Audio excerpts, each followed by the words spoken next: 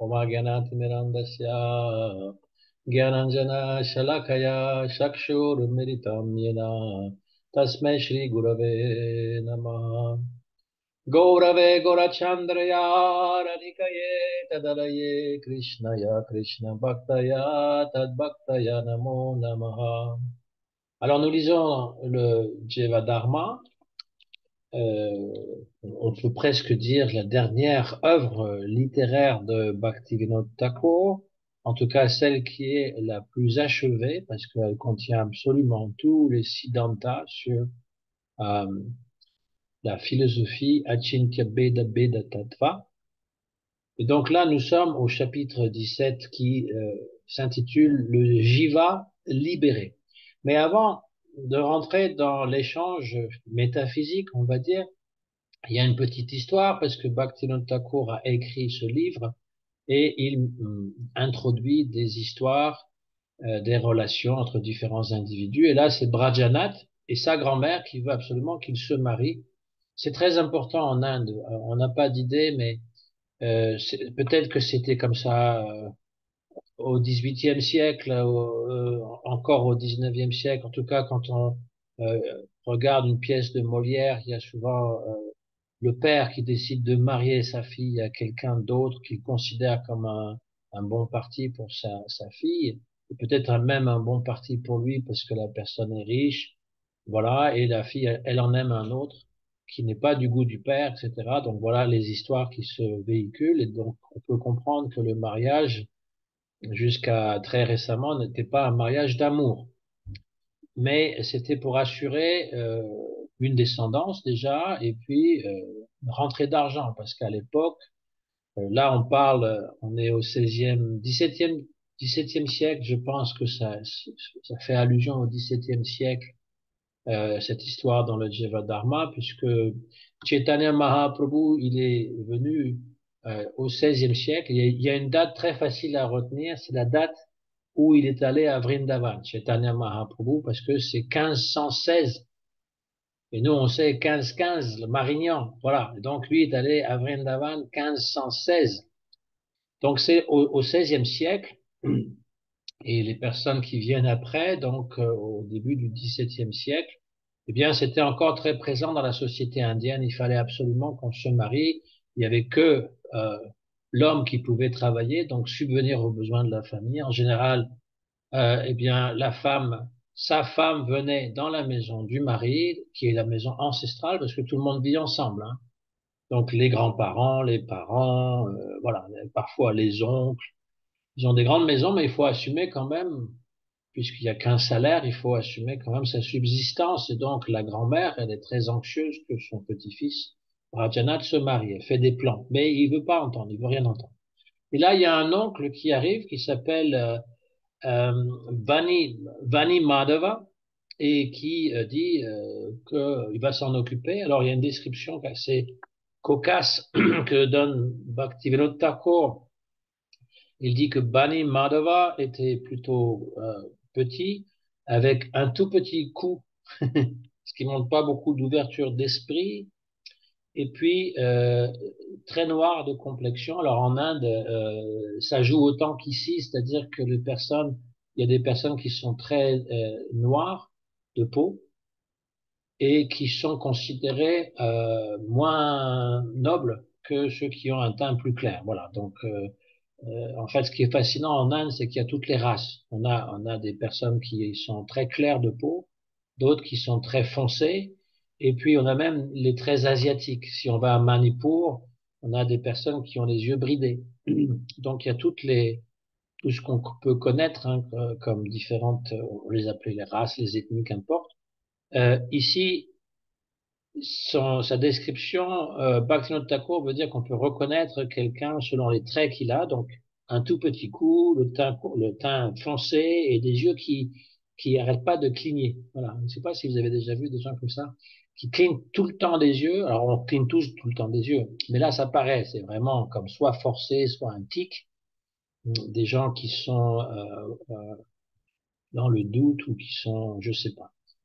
Euh, Donc, c'est une personne, on nous dit qu'il était impliqué dans tout, mais qui accomplissait rien. Vous connaissez peut-être des gens comme ça aussi. Ils veulent toujours être partout, mais ils font jamais rien de bien. Et entendant la grand-mère de Brajanat, il dit, ne t'inquiète pas, moi je vais m'en occuper. Euh, j'ai vraiment des dons pour ça. Tu me donnes un peu d'argent, je vais le multiplier par 100 comme ça d'un coup, d'un claquement de doigts. Je vais parler à Brajanat et je vais le convaincre de se marier comme tu le veux. Et tu pourras me donner un repas somptueux avec des pourris. Voilà, les pourris, comme c'est frit, c'est accompagné par du halva, par sabji qui baigne dans l'huile, etc. Enfin, plutôt du ghee. Et donc, je reviens demain. Voilà, je vais arriver. Donc, il revient le lendemain. Il rencontre Brajanath. Il commence par le louanger en disant que voilà, tu as étudié tellement de choses. Tu connais le Nyaya, la nouvelle logique, et tu es le fils de Harinath Chudamani, quelqu'un qui est connu, donc tu es célèbre partout. Alors que c'est ce qu'il faisait avant. Hein. Brajanath, il était un logicien, il était connu partout à Navadvip, mais il a abandonné ça parce qu'il a rencontré Chaitanya Mahaprabhu, qui était un meilleur logicien. Et à travers sa recherche de la logique parfaite, il est arrivé à la bhakti. Donc, mais tu es seul dans cette grande maison, le seul qui est un homme, et donc tu devrais te marier. Donc Brajanath lui dit, pourquoi tu me déranges avec des choses inutiles? J'ai rencontré les dévots de Chaitanya Mahaprabhu et je n'ai aucun désir de rentrer dans la vie matérielle. Donc, je suis tout à fait content de vivre à côté des Vaishnavas à Mayapur et je pense pas que je vais me marier, je vais prendre sannyas, prendre refuge en Vaishnav. Je te dis ça parce que tu es mon ami, c'est des amis d'enfance, voilà. Ne le dis à personne d'autre. Donc, Bani Madhava, son soi-disant ami, il voit que cette personne, donc, qui doit convaincre, elle est désintéressée à la vie matérielle, donc il dit, je pourrais pas lui dire les choses directement, il va falloir que j'invente une astuce. Ça, c'est les gens qui sont pas directs, hein. Ils essayent toujours d'avoir des plans pour essayer de nous emmêler, de nous embarquer dans leurs histoires euh, avec une façon un peu hypocrite. Et Bhaktivinoda Thakur dit que les gens comme ça, ils ont deux langues. Hein. À une personne, ils vont dire une chose, à l'autre, une autre chose. Hein, c'est comme notre président actuel qui dit toujours en même temps. Donc il dit une chose, le lendemain il fait autre chose. Donc ces gens-là, ils ont du miel sur la langue, mais du poison dans leur cœur. En écoutant les mots accueillants de Bani Madhava, Brajanath dit, ô frère, je sais qu'on a été des amis intimes et on l'a été pendant longtemps. Ma grand-mère, voilà, elle a l'intelligence d'une grand-mère et elle ne comprend pas que finalement la vie de famille, pour moi, c'est indésirable. Si tu pouvais la convaincre que moi, ça m'intéresse pas, je serais redevable pour toujours. Bani Madhava, donc cet homme qui est petit avec un cou petit, de couleur foncée, qui cligne toujours des yeux pour vous remettre en mémoire, répond, personne ne peut aller contre ce que tu veux, moi je vais t'aider, et puis t'as pas à craindre quoi que ce soit. Et là, donc, Rajanath, il s'ouvre davantage, il va dire, j'ai pris refuge dans un Babaji qui vit à Mayapur, Raghunath Das Babaji. Et cette personne va m'aider à me libérer du samsara. Il est très affectueux envers moi, il a plein de compassion et il m'instruit. Mais Bani Madhava, qui a une mentalité euh, hypocrite, il pense voilà la faiblesse de Rajanath, de me révéler qui il va voir. Et donc, avec un peu de en le trichant un peu, je vais réussir à le remettre dans le droit chemin. C'est ce qu'il pense et il dit le contraire. Il va dire, je vais changer, je vais faire en sorte que ta grand-mère va changer d'idée. Euh, tu n'as pas à t'inquiéter. Donc il s'en va, il retourne chez lui, mais euh, après un certain temps, il va s'arranger pour aller à Sriva Sangam, à Mayapur. Donc Sriva Sangam, c'est là où vit notre Babaji. Et Sriva Sangam, c'est là où Chaitanya Mahaprabhu faisait les kirtans tous les soirs avec en compagnie donc de Srivas Thakur et tous les autres dévots. C'est là aussi qu'un mridanga a été brisé par le Chamkazi. Donc c'est sur la route de Mayapur, passé ISKCON, euh, et avant, passé, je pense, Yogapit, avant, oui, c'est juste après Yogapit, c'est-à-dire le lieu d'apparition de Chaitanya Mahaprabhu, et avant la Mat, le- l'endroit où résidait Srila Bhaktisiddhanta Saraswati Thakur, qui est toujours une mat importante. Alors voilà, il se rend là, et en voyant donc les Vaishnavas, comment ils vivaient, il dit, ah, ils se payent du bon temps. Ils travaillent pas, ils reçoivent en cadeau des aumônes pour manger, pour boire. Ils ont construit des belles huttes. Eh bien, ils vivent la belle vie et ils prétendent qu'ils sont des renoncés. Et il dit vraiment, c'est l'âge de Kali.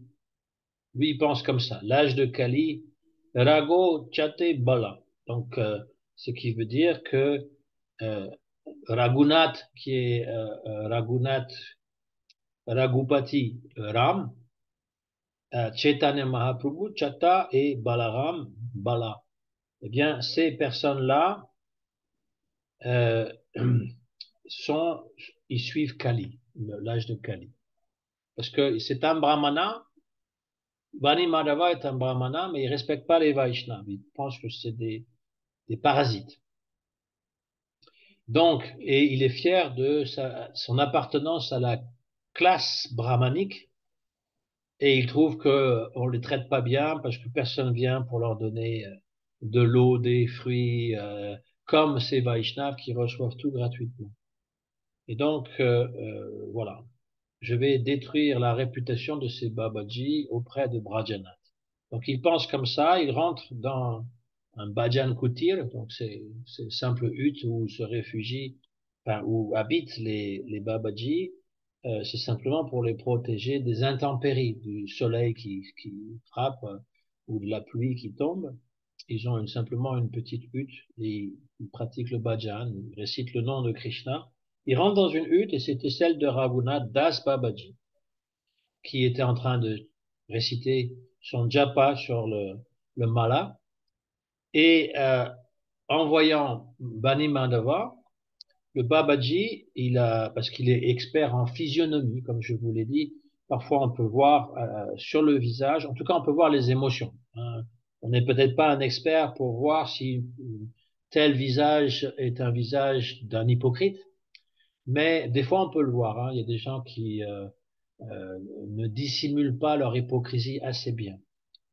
Peut-être qu'ils ne croient pas en eux-mêmes assez. Voilà, parce que ceux qui sont vraiment des experts manipulateurs, tu ne vois pas nécessairement, mais tu peux voir leurs émotions.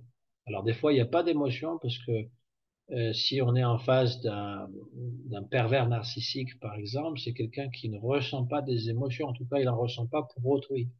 Donc, il peut vraiment avoir un visage impassible. Mais le sage, il arrive à déceler ça, hein. Les grands Babaji, les grands maîtres, ils arrivent à déceler quel genre de personne on est par rapport à notre visage, par rapport à notre façon d'habiller, par rapport à notre démarche aussi, nos gestes, par rapport aussi à la façon de parler.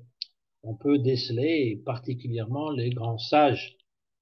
Donc, Babaji, lui, voit la personnification de Kali. C'est intéressant parce que Vani Madhava, lui, pensait que les Vaishnavas, eh bien, servent l'âge de Kali et Babaji, lui, il voit sur le visage de Bani Madhava la personnification de Kali. Donc chacun se renvoie euh, le compliment d'être, voilà, même s'il est habillé comme un brahmana, eh bien, il sert l'âge de Kali.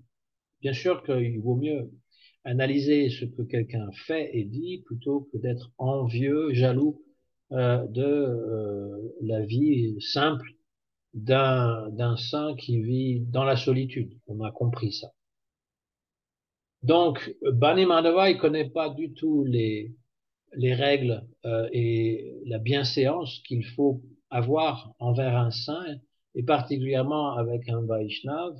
Donc, il n'offre pas ses hommages à Babaji, il ne s'assied pas non plus, il va lui donner ses bénédictions. C'est la qualité finalement des gens qui sont très orgueilleux, très puffed up. Ils pensent que le sadhu est quelqu'un d'ordinaire et donc il va leur donner des bénédictions. Donc Babaji il répond, quel est ton nom, d'où viens-tu? Et il utilise en parlant des pronoms personnels très intimes comme to me, c'est-à-dire le tu, quoi, il le tutoie. Et Bani Manava, tout de suite, il devient en colère. Là, pour lui, le respect d'un brahmana, c'est plus important. Il l'a tutoyé et il trouve que ça se fait pas. Et donc, il va dire, vous êtes devenu égal à un brahmana simplement en portant un copine. Alors, le copine, c'est un simple linge qui couvre, c'est simple linge qui couvre donc les parties intimes. Un pagne, voilà, c'est un pagne. Et ensuite, il se ravise, il dit, est-ce que tu connais Brajanath, lui qui est expert en Nyaya, en logique. Babaji répond, bah, je suis désolé si je t'ai causé de la peine, j'ai pas voulu t'offenser. Ne vois pas de faute dans un vieillard. Oui, Brajanath vient parfois par sa bonté, sa grande bonté, il vient me voir. Bani Banava répond, cette personne n'est pas honnête. Il te fait croire que finalement il te respecte, mais il a été renvoyé par d'autres pour trouver des fautes dans ta façon de faire et il va détruire ta réputation. Vous voyez, ça c'est l'hypocrite. L'hypocrite, il essaye de semer le doute dans les personnes. Donc il va critiquer son ami Brajanath devant Babaji et on va voir que quand il va revoir Brajanath, il va critiquer le Babaji. Euh, Donc, il mange son repas, il va prendre son repas à Mayapur, Bani Madhava, et puis il va aller rejoindre Brajanath pour lui dire justement, j'étais à Mayapur, j'ai vu un Vaishnav très âgé, je pense qu'il s'agit de Raghunath Das Babaji, il a dit des choses vraiment terribles à ton propos, hein, euh, que personne n'utilise contre un brahmana, et finalement il a dit qu'il va te nourrir de la nourriture des intouchables, c'est-à-dire pour te contaminer et faire en sorte que tu vas perdre ton statut de brahman. Voilà la façon de parler des gens qui sont pleins de duplicité, qui sont des traîtres, qui sont des menteurs, qui disent une chose pour déranger l'esprit. Donc il essaye de semer la zizanie. Je bois de l'eau parce que parfois j'ai la gorge qui est irritée. Et donc, Brajanath est très étonné en entendant cela. Il n'en croit pas ses oreilles et il est marqué que sa foi dans les Vaishnavas et dans la dévotion à Babaji s'en est accrue parce qu'il connaît un peu la nature de Bani Madhava, il sait qu'il ne raconte pas toujours la vérité et donc entendre de telles critiques, il y croit pas une seconde et il va développer encore plus de foi. Alors ça peut nous arriver dans notre vie aussi que des intimes, comme dans la famille, un père, une mère, un frère, une sœur, je ne sais trop, euh, va nous causer des problèmes. Et le résultat, c'est qu'on va s'en détacher davantage. Donc, ce sera avantageux pour notre bhakti, à condition de ne pas cultiver de la colère. Mais si on pense, bon ben voilà, Finalement, c'est pas mon cercle, c'est pas mon milieu, c'est pas ma famille. Ma famille, c'est les associés de Chaitanya Mahaprabhu. Donc, une malédiction peut être une bénédiction parce que ça veut dire, voilà, je vais pas rester emprisonné sous leurs empreintes, emprises plutôt, c'est pas les empreintes de pouces, c'est sous leurs emprises, et ils me font une bénédiction. Mais quand même, il était agité parce qu'on a critiqué son maître spirituel. On ne critique pas son maître spirituel, n'est-ce pas? Et donc, il est allé à Shiva Sangam après le coucher du soleil, mais son cœur était agité. Quand Bani Madhava était parti de Mayapur, là on revient en arrière pour donner les réactions de Babaji. Ben, donc Bani Madhava était venu pour dire des choses fausses à propos de Brajanath en disant que c'est un traître, il est en train de vouloir te séduire, mais il a été envoyé par des gens qui veulent te faire tomber. Et après, il va voir Brajanath. Donc, quand il est parti, Babaji a pensé, cette personne est un Brahma Rakshasa. Un Brahma Rakshasa, c'est quelqu'un, en général, c'est des fantômes, c'est soit des Brahmanas qui se sont suicidés, soit des Brahmanas qui sont déchus. Un Rakshasa, c'est un espèce d'ogre qui dévore les humains. Et un Brahmana, ben, c'est la classe la plus supérieure. Un intellectuel, un prêtre, c'est difficile à traduire parce qu'aucun de ces termes ne peut traduire ce qu'est un Brahmana. Mais on sait c'est quoi parce qu'on a lu la Bhagavad Gita. Un Brahma Rakshasa, c'est un démon qui a la forme d'un Brahmana. Et ensuite, il cite ce verset des Puranas. Rakshasam Kalimashrita Jayante Brahma Yonishu. Ça, on le trouve dans le Chaitanya Bhagavat. Les démons, dans l'âge de Kali, prendront naissance dans les familles de Brahmanas. Terrible, hein? Ça veut dire que vous avez des Brahmanas qui vont vous proposer des pujas, moyennant de l'argent, et qui parfois sont des démons. Ils sont des démons qui viennent des planètes inférieures, comme Rasatala, Talatala, Patala, Loka, et qui prennent naissance sur la terre, soit comme les chefs euh, d'État qui vont détruire le monde. Ben, quelqu'un comme Staline, comme Hitler, c'est sûr que c'est des démons qui ont pris naissance parmi nous, qui tuent des millions de personnes. Et chez les brahmanas, donc les classes les plus supérieures de la société, au lieu de prendre naissance chez les Shudras, les hors castes, ils prennent naissance dans les classes sociales les plus élevées, donc les gens vont les respecter et être trompés par eux. Combien de personnes adorent leur dictateur? À la mort du dictateur de Staline, il y a des gens qui ont pleuré, qui étaient hystériques. À la mort du dictateur en Corée qui a emprisonné je ne sais pas combien de milliers de personnes, qui a assassiné, qui surveillait son peuple sans arrêt, les gens ont pleuré. Parce que ils sont tellement captivés par l'illusion que projette cette personne qu'il est le père du peuple que les gens ils pensent que sans lui on peut pas vivre. C'est ça qui est très étonnant. Donc ça c'est des démons qui se font passer pour des libérateurs.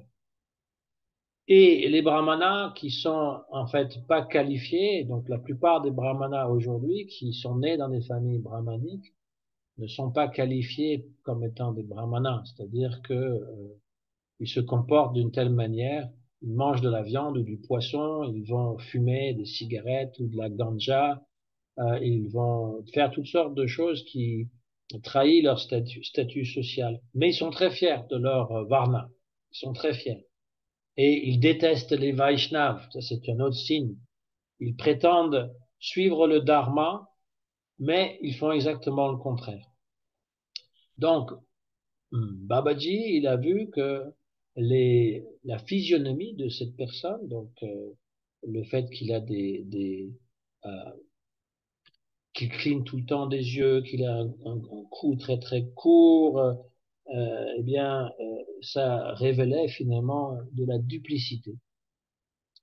Alors que Brajanath, il avait une nature très, très euh, aimable. Cette personne-là était d'une nature donc qui dérangeait. Vous savez, le mot diable, ça vient d'un mot latin, diabolos, qui veut dire diviser. Quelqu'un qui sème la zizanie, qui est toujours en train d'avoir des critiques à faire, qui essaye de semer le doute à propos d'une personne qu'on aime bien, qui est toujours dans la discorde, eh bien, c'est un diabolos, un diviseur. Et l'autre mot pour désigner donc le mal, Shatanas en hébreu, Satan, Shatanas veut dire l'accusateur. Donc ceux qui accusent tout le temps les autres, qui sont toujours en train de trouver la faute, etc. Bon, c'est un peu la même chose, hein, de semer la zizanie, accuser sans arrêt. Et donc, même si on est habillé en brahmana ou même en sannyas, parce qu'il y a des sannyasis démoniaques, ça existe aussi. Donc, oh Krishna, oh Gauranga, j'espère ne plus m'associer avec ces gens-là. Hmm. Et donc, Brajanath arrive et le Babaji, donc, il est encore plus, euh, il se sent encore plus affectueux envers Brajanath. Il lui dit de s'asseoir. Brajanath, il pleure de joie, il s'assoit à ses pieds après s'être prosterné, et Babaji lui dit, un brahmana très sombre est venu aujourd'hui, il m'a dit quelques mots qui m'ont perturbé, et il est parti. Est-ce que tu le connais? Brajanath a répondu, oh Prabhu, tu as dit qu'il y avait des jivas dans l'univers, beaucoup de jivas, et certains d'entre eux sont remplis d'envie, de jalousie, et ils aiment pouvoir déranger les autres. Bani Madhava, je suis vraiment honteux de l'appeler mon frère, c'est ce genre de personne. Il aime semer la zizanie. Je serais heureux si on ne parle plus de lui maintenant. La vérité, c'est qu'il va euh, te critiquer euh, devant moi et me critiquer devant toi. Donc il avait compris le manège, n'est-ce pas? Babaji répond, oh Krishna, oh Gauranga, j'étais engagé à servir les Vaishnavas pendant un très long moment. Par leur miséricorde, j'ai atteint la capacité de distinguer un Vaishnav d'un non-Vaishnav. Et donc, je comprends tout ce qu'on doit comprendre. Tu n'as pas besoin d'en dire plus. Alors, ça, c'est la petite histoire qui commence avant le dialogue, qui se poursuit donc dans les Dashamula, c'est-à-dire les 10 vérités. Si je voulais réciter, si je voulais traduire, c'est parce que il est plein d'enseignements. À savoir qu'il faut faire attention avec les gens que nous fréquentons. Parce qu'il y a des gens qui se présentent comme des Vaishnavas, mais qui ne sont pas vraiment des Vaishnavas. Je ne pense à personne en particulier en disant ça. Je ne pointe pas le doigt à qui que ce soit. Je ne fais que constater et de le dire qu'il faut se méfier parfois de certaines personnes qui ne sont pas exactement ce qu'elles prétendent être. Ensuite, ce qui est intéressant, c'est que il faut s'en détacher au plus vite.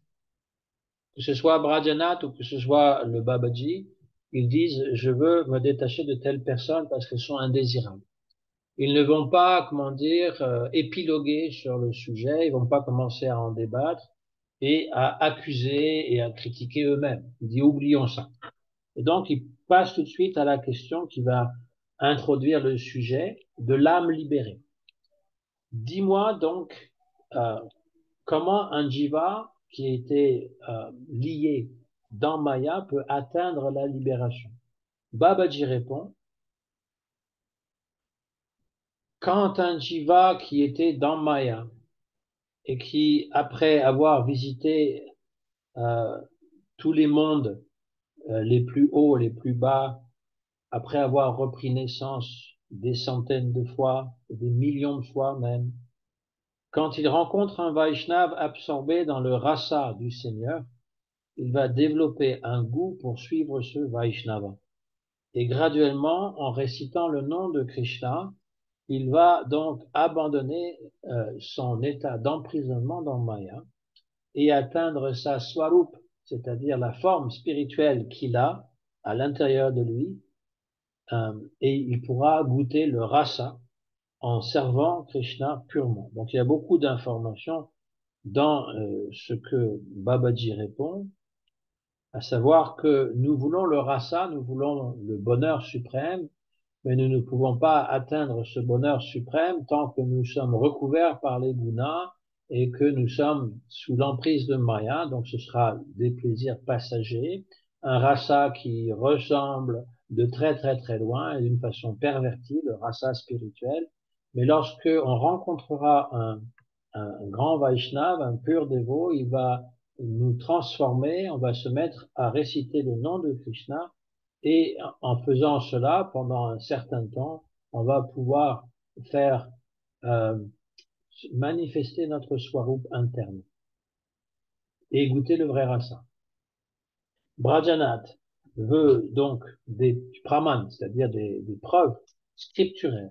Babaji répond, les Védas disent Samane Vrikshe Purusho Nigmagno Ki Nishaya Shoshati Muyamana Jushtam Yada Pashyati Anyamisham Asya Mahimanam Iti Vita Shoka. C'est dans la Shveta Shwatara Upanishad.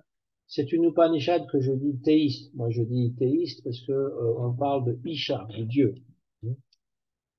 Et donc, il y a deux oiseaux qui vivent dans le même arbre. Les oiseaux, c'est un symbole pour l'âme. Même pour le christianisme, on parle de l'âme sous la forme d'un oiseau. Dans la religion égyptienne aussi, on parle du Ka. En fait, il y a plusieurs aspects de l'âme, mais l'un des aspects, c'est un oiseau à tête humaine. Et il y a deux oiseaux, donc dans les Upanishads, on parle des oiseaux, c'est souvent des hamsas, c'est-à-dire des cygnes. Bien que les deux oiseaux sont sur le même arbre, l'arbre c'est le corps. Il y en a un qui mange, alors là c'est pas des cygnes hein, qui mangent sur l'arbre, on est d'accord. Il y en a un qui mange donc les fruits sucrés et amers et qui se lamente constamment parce qu'il n'est pas satisfait. L'autre le regarde simplement, c'est Paramatma. Et quand le premier oiseau qui mange des fruits se tourne vers son ami, le Seigneur, et qu'il comprend les gloires de son ami, eh bien, sa souffrance le quitte immédiatement et il devient libre de toute anxiété. Alors, dans le sanskrit, samane vrikshe, samane, ça veut dire le même, vrikshe sur l'arbre, purusha, donc le purusha ou l'âme, et nishaya. Donc, celui-là, ishaya, c'est le Seigneur. Quand il y a un ni, donc ça vient un i long, nishaya, ça veut dire qu'il n'est pas le Seigneur. C'est intéressant. Le sanskrit, des fois, il peut être très court pour expliquer quelque chose qui serait long à expliquer. Cet être vivant n'est pas le Seigneur.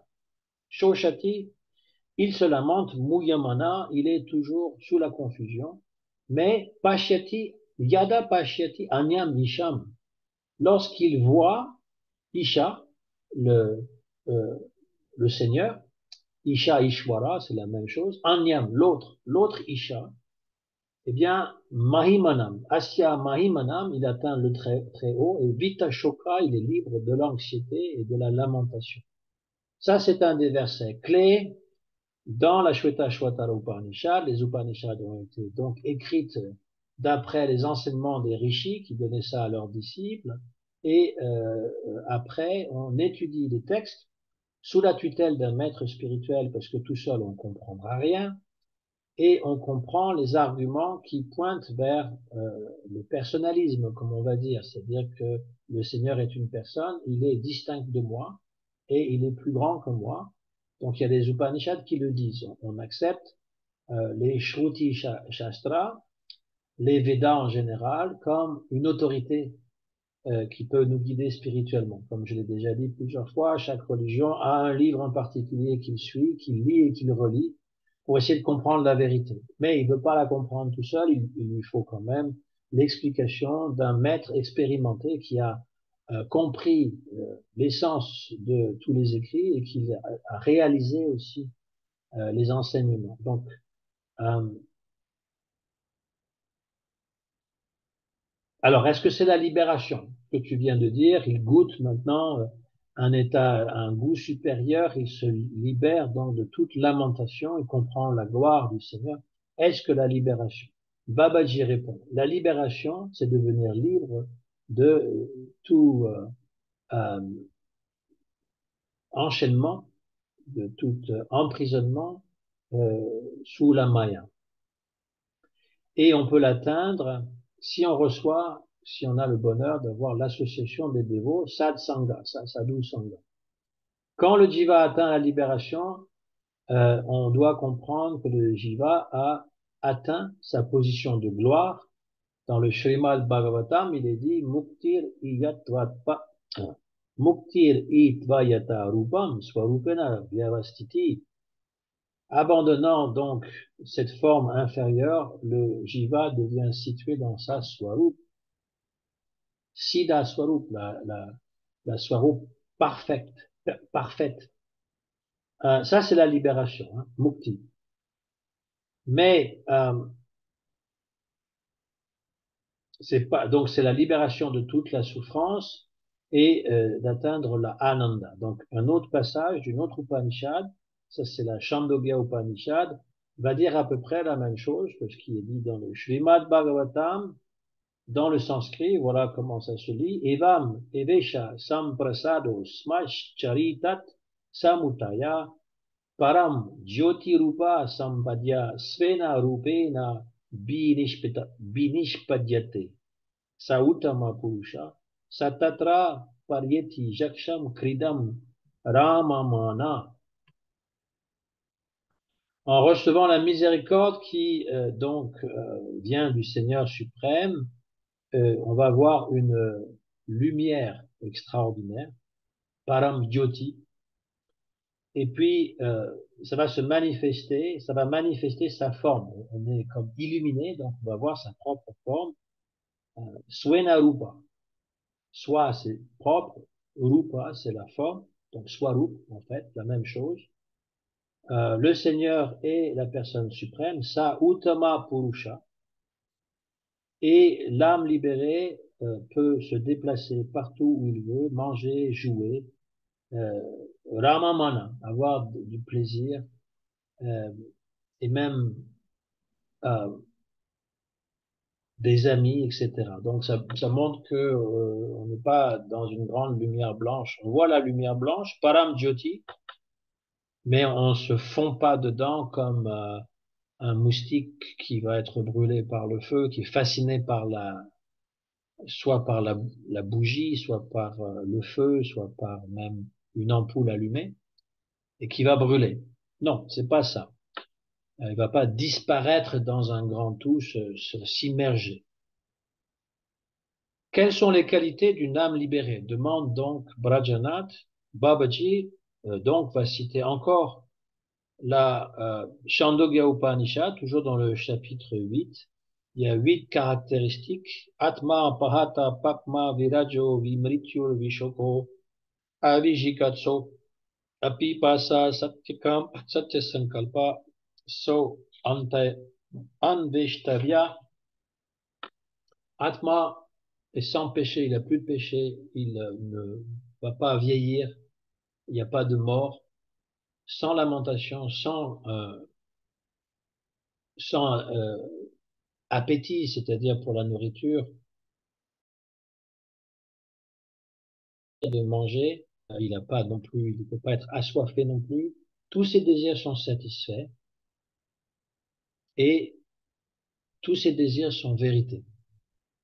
Donc le contraire de l'âme conditionnée, qui est dans un corps et un esprit, qui va agir dans le péché, qui va vieillir, qui va mourir, qui aura des lamentations, qui sera toujours affamé, assoiffé, dont les désirs ne reflètent pas la vérité. D'ailleurs, parfois, on ne sait même pas ce qu'on veut.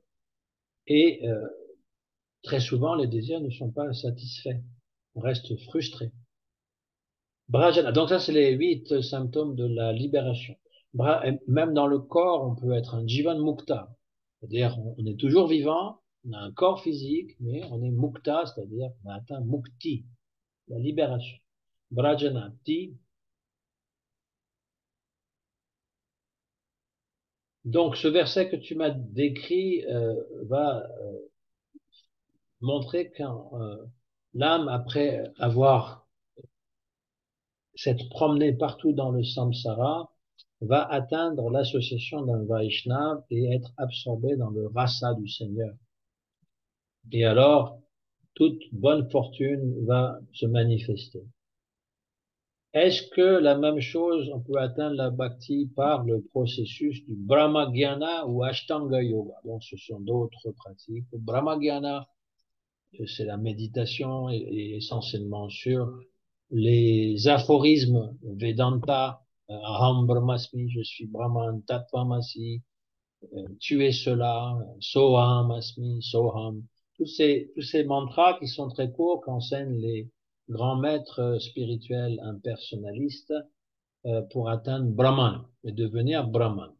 Ashtanga Yoga, donc c'est le système du yoga à 8 branches. Hein. Il y a les règles, yama, niyama, les règles, les interdits. Ensuite, il y a les asanas.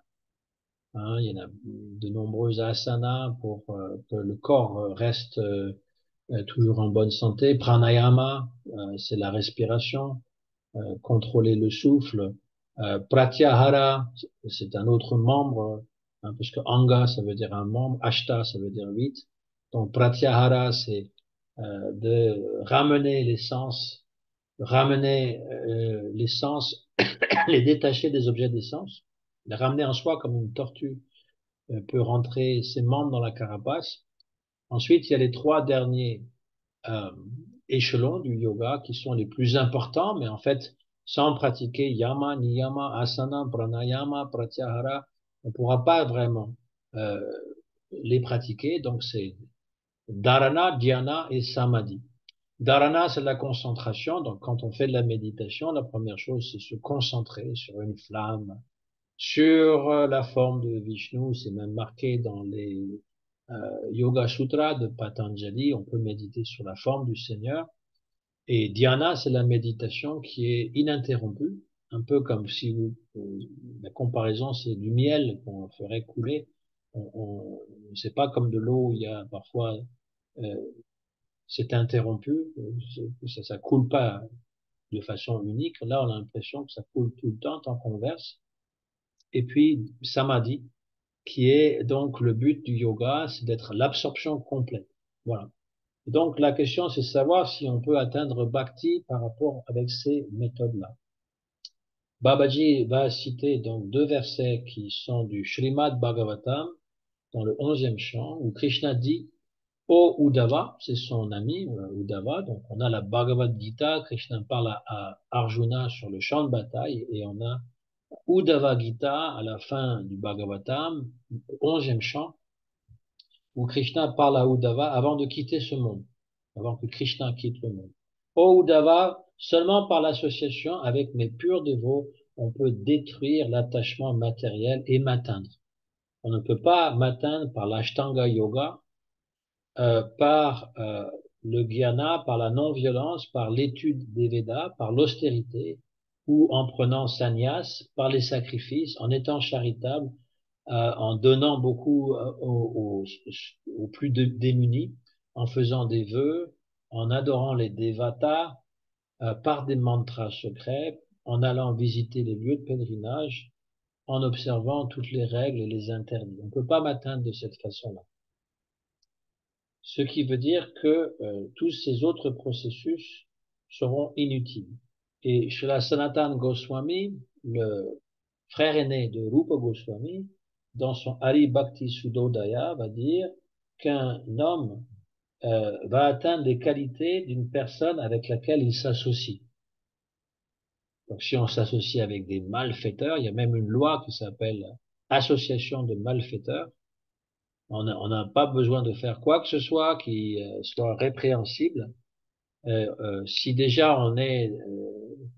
dans on est déjà pointé par la police et qu'il découvre qu'il y a association de malfaiteurs, ça peut valoir de la prison. Parce que on s'imagine que cette association va amener à une mentalité criminelle qui finalement se traduira par des gestes criminels. Donc, avec qui on s'associe, on devient. Donc, si on s'associe avec un pur dévot, on devient un pur dévot. C'est ça l'idée. Et l'exemple est donné d'un cristal, un morceau de cristal, on le met près d'une rose rouge, et le cristal va avoir la même teinte de rouge. Donc, euh, on va, c'est comme s'il absorbait les qualités. C'est une image, hein, c'est une métaphore. Donc nous, si on s'associe avec des gens de bien, des gens qui sont très élevés spirituellement, on va cultiver, développer les mêmes qualités qu'ils ont. D'où l'importance de fréquenter les bonnes personnes. Euh, Selon l'association que l'on a, eh bien, on va développer les qualités. Donc, l'association avec un pur dévot nous transforme en pur dévot. Voilà. Il y a d'autres versets qui vont dans le même sens. Par exemple, encore dans le Srimad Bhagavatam, l'association avec des matérialistes, des gens qui ne croient pas en Dieu, ne pratiquent rien, sont très attachés à boire du vin, fumer, à courir les femmes, etc. Euh, eh bien, ça va causer notre, ça va nous enchaîner à l'ignorance. Si on s'associe avec des gens dans l'ignorance, on reste dans l'ignorance ou on va développer les qualités de l'ignorance.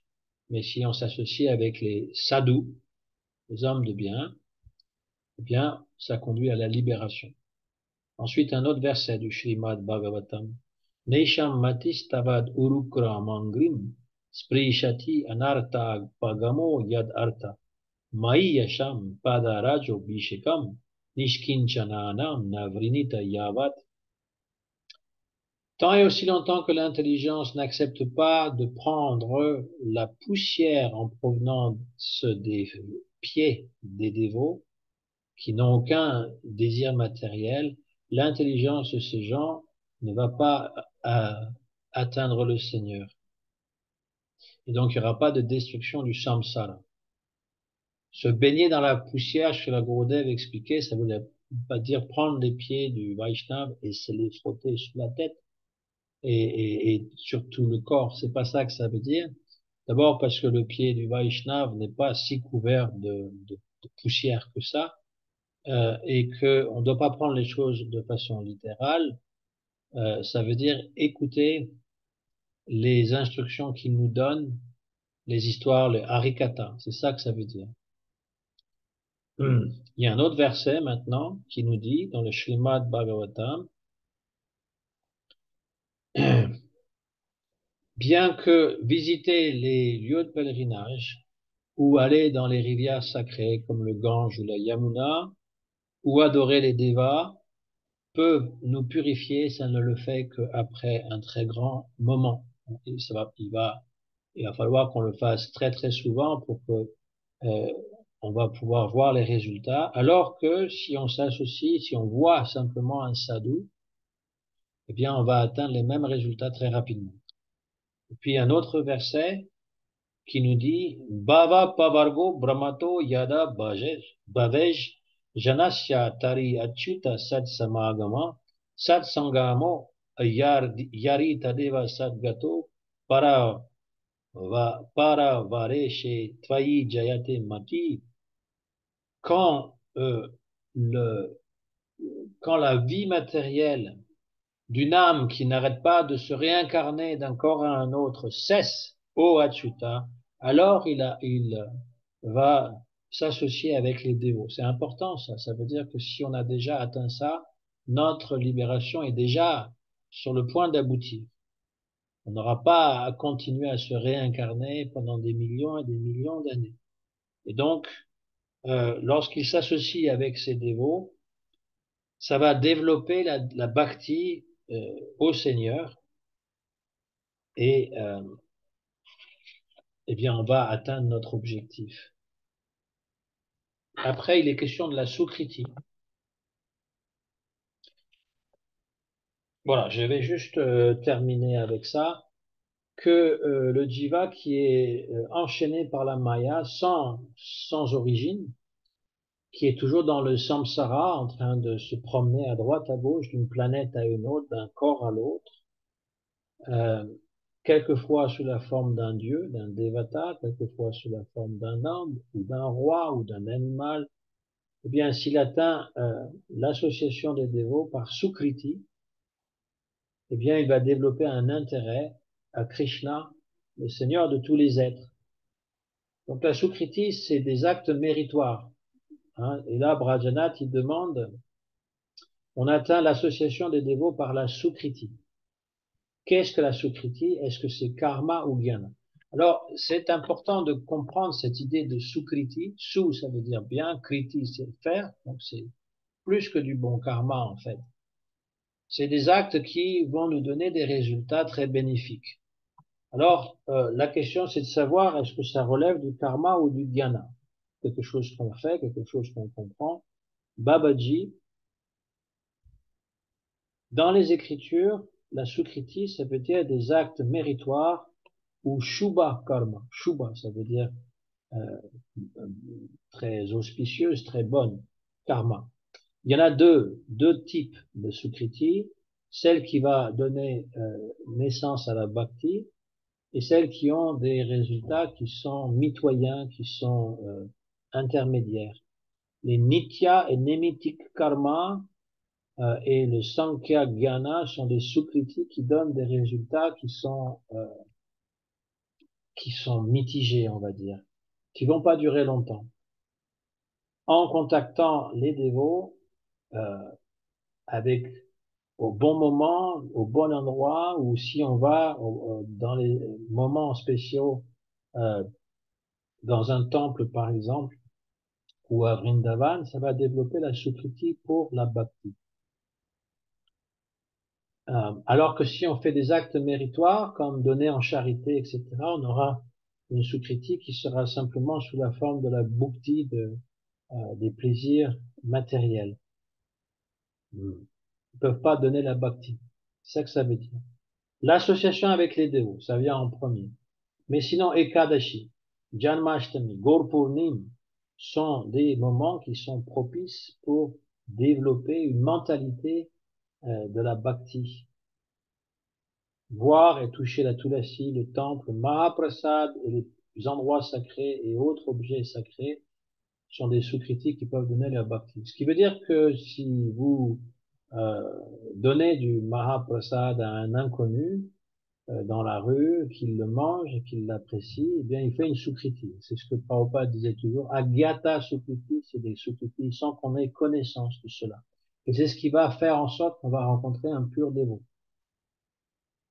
Si on rencontre un gourou qui n'est pas qualifié, ça veut dire qu'il nous manque, il nous a manqué de la sukriti. Maintenant, cette sukriti peut être réactivée, c'est-à-dire que par l'association dans cette vie avec quelqu'un de bien, eh bien, on va rectifier l'erreur qu'on a pu faire en acceptant un gourou qui n'était pas à la hauteur. C'est possible.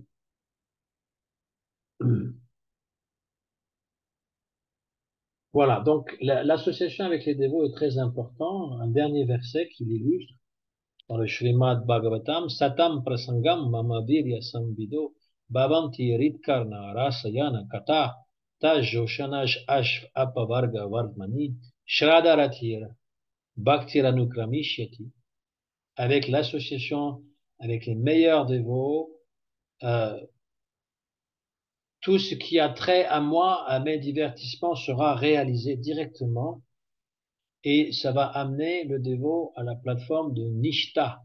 Nishta, c'est quand la foi devient ferme, que rien pourra déranger. On sait que la bhakti, que le chant du Saint-Nom, que les histoires de Krishna, c'est vraiment ce qui est bénéfique pour l'âme et on n'en dérogera pas, on va pas se laisser séduire par d'autres sortes de philosophies, New Age ou le bouddhisme ou je sais pas trop quoi, la méditation, et penser que c'est important pour nous, au même titre que la bhakti. Alors viennent Euh, alors tous les sujets deviendront un élixir pour le cœur et les oreilles, tous les sujets ayant trait à Krishna, et on va développer la Ruchi Bhakti. Shraddha Ratir, Rati c'est Rati, c'est bhava, en fait. En ayant du goût pour de telles histoires de Krishna, Asakti, bhava et prema pour le Seigneur qui détruit la vie matérielle va se développer graduellement, mais rapidement. Donc là, ici, le sanskrit ne dit pas exactement cela, mais on nous parle de apavarga, c'est la libération, shraddha, la foi, rati, ben c'est bhava en fait, rati bhakti, donc c'est pas la même sorte de bhakti. La bhakti va commencer, euh, la bhakti va commencer avec shraddha, elle va culminer dans bhava bhakti, anukram, étape par étape. Et donc, l'importance, d'où l'importance de cette association, la fréquentation des purs bhaktas. C'est comme ça qu'on pourra être libéré. C'est la suite du chapitre précédent qui parlait de l'enchaînement de l'âme à la matière. On peut se libérer par ce processus de la bhakti qui débute avec euh, Sadhu Sangha. Donc le fameux verset de Rupa Goswami dans Bhakti Rasamrita Sindhu qui a été traduit et résumé par Srila Prabhupada sous le nom de Nectar de la dévotion. Nous avons donc ce verset qui décrit les étapes de la bhakti. Ado Shraddha Tata Sadhu Sangha Bhajana Kriya Anartar Nivriti. Ça c'est tout, c'est les étapes. On commence par Shraddha, on a la foi. Alors d'abord il y a Sukriti. La Sukriti nous amène donc à croire certaines choses et à fréquenter tout de suite les dévots. Sadhu Sangha. Et la Shraddha va se développer encore plus lorsqu'on rencontre un pur dévot et qu'il nous initie donc au chant du Mahamantra, on va pratiquer la bhakti, donc ça s'appelle Bhajana Kriya, s'absorber dans le bhajan, et Bhajana Kriya va nous amener Anartha Nivriti, c'est que toutes les choses indésirables vont nous quitter le cœur et on va arriver à Nishta. Nishta, c'est la foi ferme. Donc Shraddha qui est devenu très ferme. Et après, on va développer les stades supérieurs. Hein. Ruchi, un goût. On n'a pas le goût supérieur tant qu'on n'a pas Nishta. Nishta, c'est qu'on est débarrassé des anarthas. Nishta, et ensuite, donc, euh, Asakti, Ruchi, Asakti et Bhava Bhakti. Bhava Bhakti, c'est la dévotion avec l'extase. Mais on ne peut pas avoir ces extases spirituelles si on est toujours attaché aux objets d'essence, si on a toujours des anarthas. On peut avoir comme des semblances, mais c'est pas le vrai truc, on va dire. Parce que quand on a atteint Nishta, on peut pas facilement revenir en arrière, à moins qu'on fasse des offenses, on reviendra pas en arrière. Donc si on expérimente quelque chose qui est de l'ordre d'une petite réalisation spirituelle, peut-être ça va nous affecter beaucoup, peut-être ça va nous encourager, peut-être ça va nous rendre très orgueilleux. Mais si ça ne dure pas, si après quelques jours, cette expérience, elle ne nous affecte plus, c'est certainement pas Ruchi, c'est certainement pas Bhava Bhakti. Par exemple, durant le kirtan, on peut ressentir des émotions très fortes, positives, être dans l'exaltation, et puis juste après, eh bien, on a encore dans la tête toutes sortes de désirs matériels. Comment pouvoir jouir des sens ou trouver le compagnon ou la compagne de sa vie ou changer de compagne.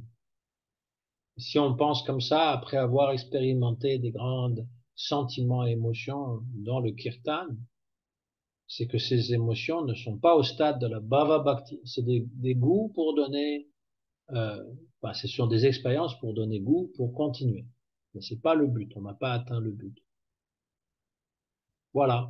Ça, c'est pour ce soir. Donc, l'histoire de Bani Madhava. On verra ce qui va se passer par la suite entre Brajanath et Bani Madhava, qui voulait tromper Brajanath pour qu'il puisse abandonner l'association avec un grand Vaishnav comme Raghunath Das Babaji et se marier, rentrer dans la vie de famille et donc oublier la bhakti parce que quand on a trop de satisfaction dans ce monde, on oublie la bhakti.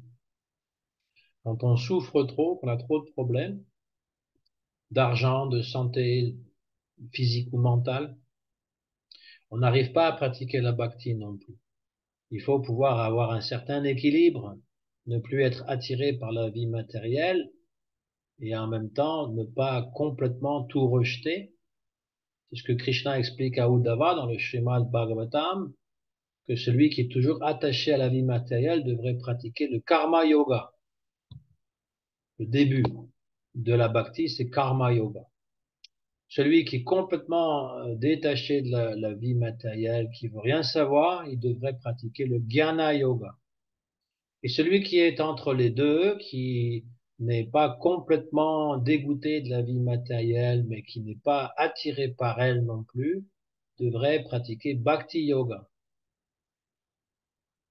Il y a toujours un peu de karma et de jnana dans le bhakti yoga. Il faut agir, c'est karma, sans être attaché, faire son devoir ou suivre la sadhana, c'est du karma. Donc avant d'arriver à bhakti, c'est du karma yoga. Et le jnana, c'est la connaissance que nous ne sommes pas une âme, nous ne sommes pas le corps matériel, nous sommes une âme spirituelle. Et ultimement, c'est d'agir avec amour. Mais cet amour, euh, il n'est pas encore là dans notre cœur parce que c'est la même chose que tout à l'heure. On peut avoir une forte attirance pour Krishna et puis quelques heures plus tard avoir une forte attirance pour des choses matérielles. Donc c'est pas stable, c'est pas nishta. Nishta, ça veut dire que c'est fixe.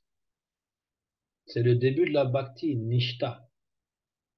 Et selon Srila Gaur Govinda Maharaj, on ne doit pas accepter sannyas avant d'être au stade de nishta. Il n'y a pas de doute et il n'y a pas de faiblesse. Et on est débarrassé des anarthas. Voilà. Donc toute cette discussion qui s'est ensuivie, c'est lié en fait parce que Brajanath, il veut s'associer avec les grands Vaishnavas comme Raghunath Das Babaji et Bani Madhava, il veut empêcher Brajanath en calomniant son gourou, en lui disant qu'il n'est pas bon, qu'il veut sa perte, qu'il veut le faire choir de son statut de brahmana. Donc, il ne s'associe plus avec un pur dévot qui s'absorbe dans la vie matérielle. Voilà. Donc, ça, c'est un ennemi pour Brajanath. Quelqu'un d'indésirable. On n'a pas besoin de le tuer comme un véritable ennemi. Mais il faut mettre à distance. Il y a des gens qu'il faut mettre à distance parce qu'ils nous apportent exactement le contraire de ce qu'on voudrait atteindre avec la bhakti. Voilà. Maintenant, si vous avez des questions, des commentaires. Juste la petite chose qui m'a interpellée, c'est quand tu disais que celui qui est conscient et pas complètement dégoûté du monde matériel, mais qui ne le rejette pas complètement non plus, mais on va dans la bhakti. En fait, il sait pas qu'il est dans la bhakti. Ça veut dire que la bhakti, elle est plus facile à exécuter lorsque on n'est ni trop attaché aux choses matérielles, ni Dégoûté. complètement dégoûté, parce que voilà, le gyani, il veut rien savoir du monde matériel, il veut juste atteindre la libération. Tout est illusoire pour lui. Voilà. Mm. Le karmi, eh bien, il est toujours attaché au plaisir. Mm. Et je parle pas de la situation dans laquelle certains dévots sont, à savoir être assis entre deux chaises, Mm. qu'ils veulent avoir, Ben ils oui, veulent avoir un c'est leur. certain confort matériel, mais parfois ils ne travaillent pas ou ils n'ont pas assez d'argent pour avoir ce confort. Et en même temps, ils veulent faire la bhakti. Donc, il y en a qui décident de pas travailler, de faire la bhakti, mais quand ils travaillent pas, ils n'ont pas l'argent pour avoir le confort minimum. Ouais. C'est être assis entre deux chaises. Ça, c'est Mm. très inconfortable. Donc mm. c'est pas à ça que ça fait référence. Non. Ça, c'est une attitude psychologique. Je Oui, décide que mais je ne vais pas travailler, par exemple, mm, mais j'assume pas complètement ce que ça implique. C'est-à-dire, je ça. travaille pas, donc j'ai pas d'argent, ou pas assez. Mm, mm, C'est plutôt pour les gens qui sont gréastas, vivent une vie de famille, doivent payer quand même des factures, etc., mais ne sont pas très enchantés par le travail ou par la vie matérielle, donc vivent avec un confort minimum, on va dire, ils ne font pas d'excès, ne se font pas d'illusions par rapport au monde matériel, mm, et qui pratiquent la bhakti parce mm, qu'ils savent que ça va leur amener le but suprême. Voilà à quoi ça fait référence. mm. Donc si je comprends bien, donc tant on est trop dans la souffrance, alors tu en as peut-être parlé, j'ai Ouais. pas eu le temps de voir encore les anciennes classes, celle dont tu m'as parlé, tant qu'on est trop dans la souffrance et trop dans le mal-être de vivre dans ce monde matériel, tout ça, etc., on peut pas aller dans la bhakti, quoi. Il faut un On peut moment aller dans la donné, enfin, bhakti, il faut, on on trouve à un peut moment aller dans donné la un peu de bhakti, paix quand même. oui, on peut le faire, mais on ne pourra pas le faire intensément, C'est ça. exclusivement. Oui, Parce on que a besoin de si vivre par en exemple c'est paix. une souffrance mentale, Oui, c'est ça. si c'est une souffrance mentale, Mm. comme la souffrance physique aussi, la douleur, ça nous ramène à notre problème. Ben oui. Et donc, du coup, on n'est plus absorbé dans le bhajan, ça nous Mm. ramène à ça. Mm. Voilà. Mais c'est pas impossible. On peut pratiquer la bhakti parce que Mais c'est déjà, la personne qui souffre moralement, il comprend que le monde matériel, c'est pas un endroit très sympa. c'est ça. Ouais. Alors, si tout est karma, si tout est sous l'influence de Maya, des gunas, des sukriti, que finalement, le libre arbitre, il est où? Tu vois, si on est sur l'influence de tout ça. Oui, l'influence est très forte. Tu sais, ton libre arbitre, il est assez limité, hein. Ouais. C'est pas que tu Donc, as à le quoi bon? choix entre être, je sais pas, tu es balayeur de rue dans ton métier et que tu peux choisir d'être président de la République. T'as pas cette liberté-là, hein. T'as pas un libre arbitre extraordinaire. Hein, Donc le hein. libre arbitre, pour nous, dévots, c'est de suivre le processus, même quand parfois on n'a pas envie de chanter nos tours, par exemple. C'est ça le libre arbitre. On peut choisir, oh, je veux pas chanter aujourd'hui. Je vais rester au lit, je vais faire ce que je veux, n'est-ce pas? Ça, c'est un libre arbitre.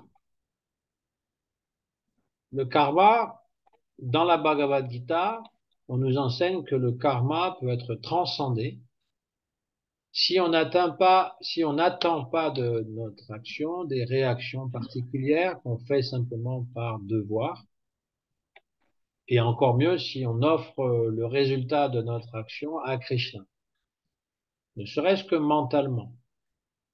On travaille, on a de l'argent, on va pas nécessairement tout dépenser pour l'amorti des festivals des dévots, mais mentalement, on se dit, je travaille pour Krishna, je fais mon dharma.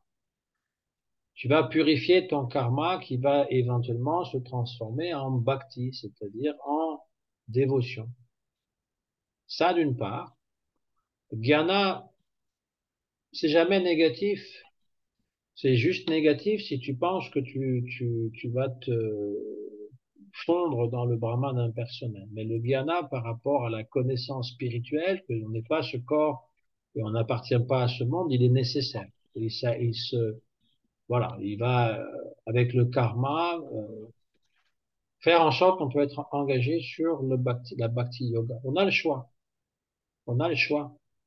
Tu peux lire le Bhagavatam ou lire un roman à l'eau de rose. On a ce choix-là. On a cette voilà.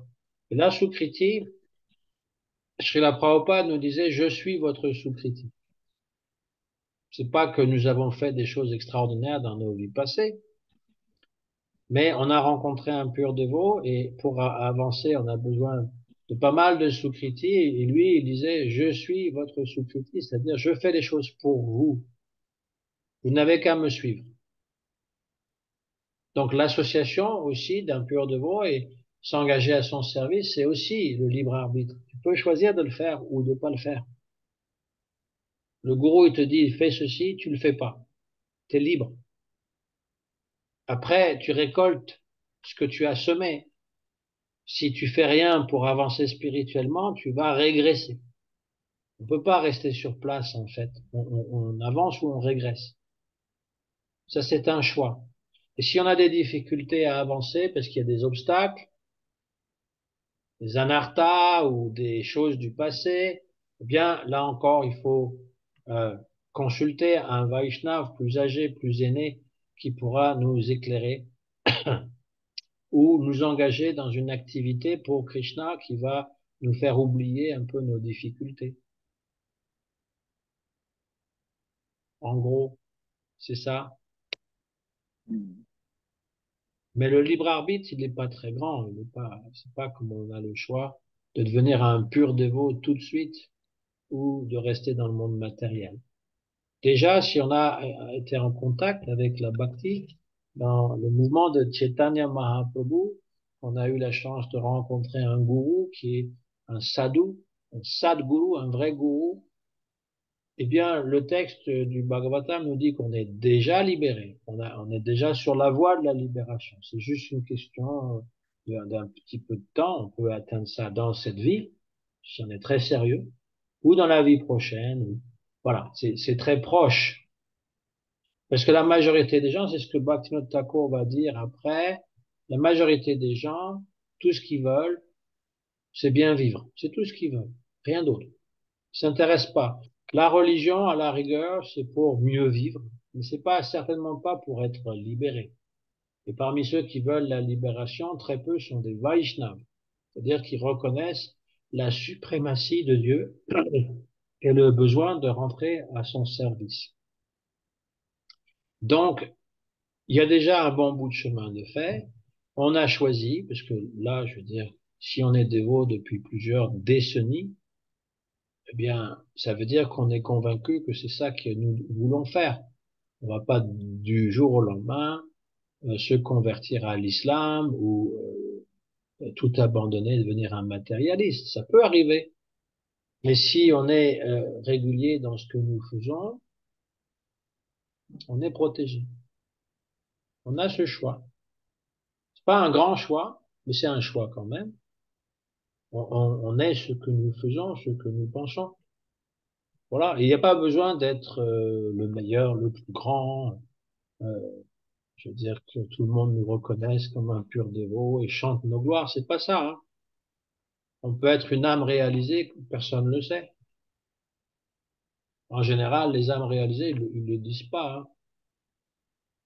On peut être dans l'anonymat le plus complet ou dans la grande simplicité. C'est mieux parce que ça nous évite d'avoir des tentations trop grandes.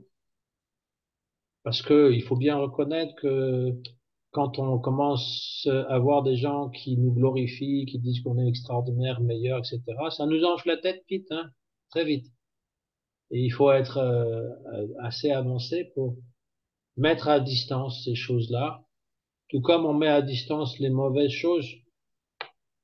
C'est mieux quand voilà, tout ce qui se passe autour de nous, les mauvaises nouvelles, les informations de catastrophiques, qu'on mette un peu de distance entre ça et nous, parce que en fait, ce monde matériel, il sera toujours agité.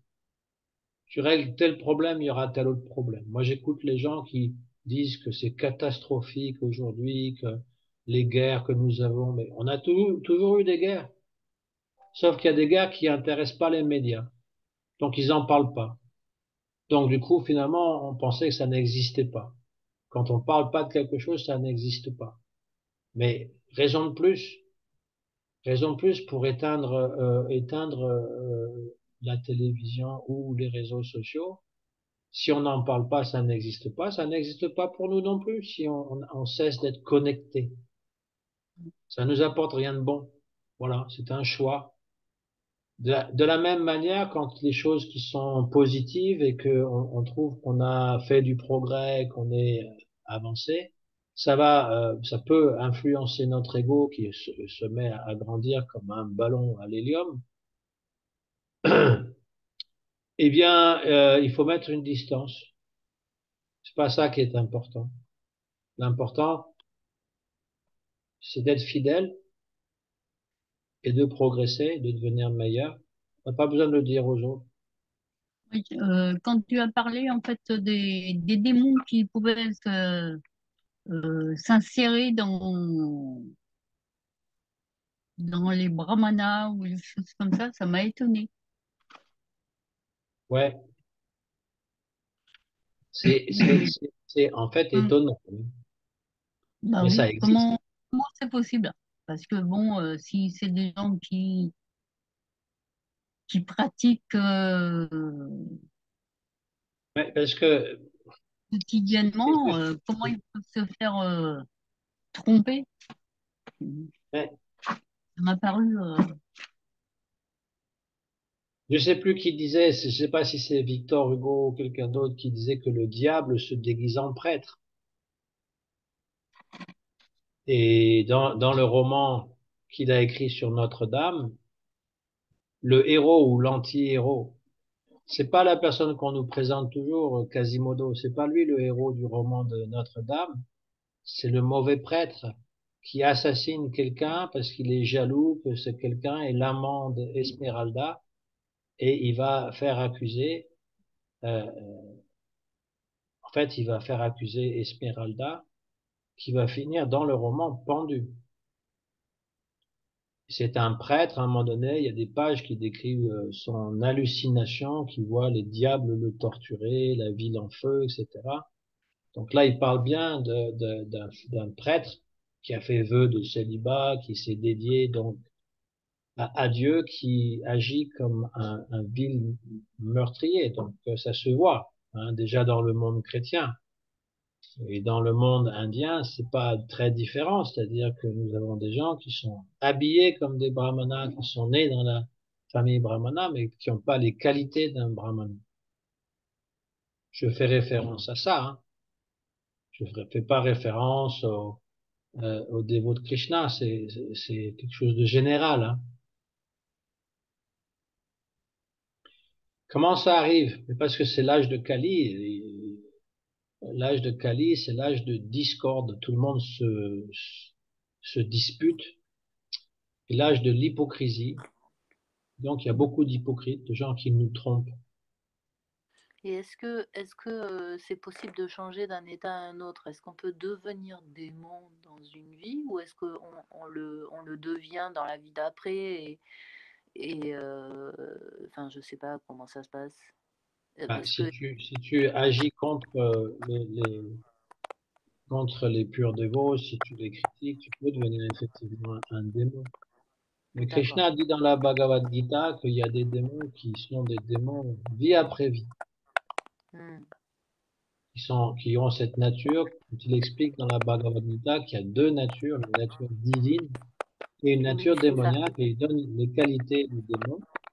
C'est possible qu'on puisse Hmm, rencontrer certaines de nos qualités dans cette liste démoniaque, c'est possible. Mais quand on lit les hmm, qualités du déva, on va retrouver aussi des qualités que nous avons, ou en tout cas que nous admirons. Donc, il y oui, a des personnes qui sont des démons de toute notre vie, c'est-à-dire qui sont sous l'emprise du mal, c'est ça que ça veut dire. hmm. Mais ils ne le réalisent pas nécessairement, ils pensent parfois être des sauveurs. Non, ils en sont pas compte. Mais ces gens-là, il faut les éviter. Bah oui, Je ne sais pas parce que s'ils moi je peuvent pensais qu'on... changer, mais il vaut mieux les éviter parce que moi je parle des manipulateurs, des pervers narcissiques, des Ouais, ouais. gens qui donnent l'impression d'être très forts, mais en fait ils sont pas si forts que ça, qui sont forts, c'est de te détruire. Ouais. Ces gens-là, il faut les mettre à distance. Oui, je pensais que, je pensais que, je pensais que on était soit de nature démoniaque, soit de nature Non, en divine. général, on J'avais est pas. un peu mélangé. Ouais, voilà, mais tu me l'as déjà dit, mais c'est vrai que j'ai du mal à mélanger les deux et à me dire que oui, bah, C'est-à-dire c'est que pas. nous avons que Jung appelait une part d'ombre. Ouais, ouais. Nous avons en nous une part d'ombre que nous voulons On pas remet pas à la. accepter. Quelque chose dont nous ne sommes pas fiers. Et donc, une espèce voilà. Et plus on l'ignore, plus il grandit, selon Jung, hein. Donc, nous, on va dire nos mauvais jours. Ouais, ouais. Tout ce qui fait qu'on a des émotions désordonnées, que nous sommes ambivalents. Je t'aime pas. Ça, c'est l'ambivalence. Eh bien, c'est cette ombre qui nous gêne, qui est toujours là. Et donc, l'idée, là, je parle en termes psychanalytiques de Jung, hein. Oui. L'idée, c'est de mettre à jour nos défauts pour que finalement la lumière détruise cette partie d'ombre.